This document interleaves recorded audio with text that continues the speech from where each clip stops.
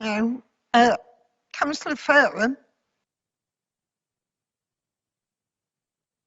The days when the housing revenue account was a big debate and Councillor Black and I used to get worked up and at each other across the chamber seem very much to be gone, because there is a lot of good stuff in the papers before us. Of course there is, and it's not just about the Boothby flats. I'm very excited about potential proposals for Henson Villas, where again we'll be building better, more modern, and probably getting more at the same time with better use of land. So there is some really good stuff in here, and I need to remind the chamber that I too am on KWL because it is material to what I'm about to say. But I have to start off, Lord Mayor, with reminding the chamber and the viewers of Kensington and Chelsea, of course, and the wider people out there, that this is yet another year where the Liberal Democrats have got nothing to say about the housing revenue accounts. They haven't even attempted to move an alternative budget. In fact, they haven't moved an alternative to the housing revenue account since they left office. So I ask again, what have the Liberal Democrats got against council tenants that they've got nothing to say about them? Now, I am very confident that as they've got nothing to say about the housing revenue account, that this budget amendment isn't going to be seconded. Clearly, Labour aren't going to second it. And I'm fairly confident that if the Liberal... Councillor Ross has his light on, who knows? I'm fairly confident that they're not going to second this either. So I ask again, of the two stale Guildhall parties, the two old parties that have been contending and swapping office all this century, if you want a fresh radical alternative, you have to look to the Conservative and Unionists, because there's only one idea in this building, and that's Labour's idea, because you have never sought to alter it.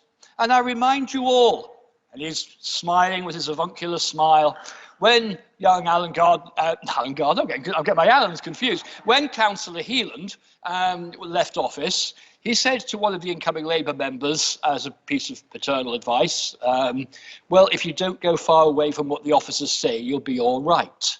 Now, talk about where we are on member-led and officer-driven, I don't know. But now it would appear that not only do they not go further away from where the officers recommend they should go, they also don't go far away from where Labour recommend they should go. So what is in my alternative proposals? Well, it's before you. It's all very clear. And we're talking again, as Councillor Hale said, about some of the most vulnerable in society. So, of course, I am proposing no rent increase. You would expect me not to.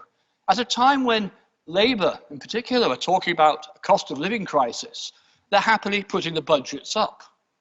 I'm not. Now, a long time ago, when I was first put on the Housing Committee, crikey, that was about 1984, I think, that I was first put on, I got very indignant about a rent increase. And Councillor Black sort of avuncularly looked at me and winked out of the side of his eye and just said, you did, believe me. He winked at me and he said, don't worry, they won't be paying it, the government pay it in increased benefits. And I suddenly realised the tangible disconnect between how people vote and how they actually are impacted on their wallet.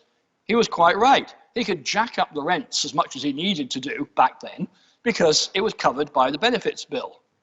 Now, as we've heard from Councillor Hale, and he's quite right, with private landlords bunging up their rents like the clappers, they're the ones now talking about where getting the rent paid for by benefits. I'm not that cynical. I believe in first issue politics, and the first issue is it right to do so?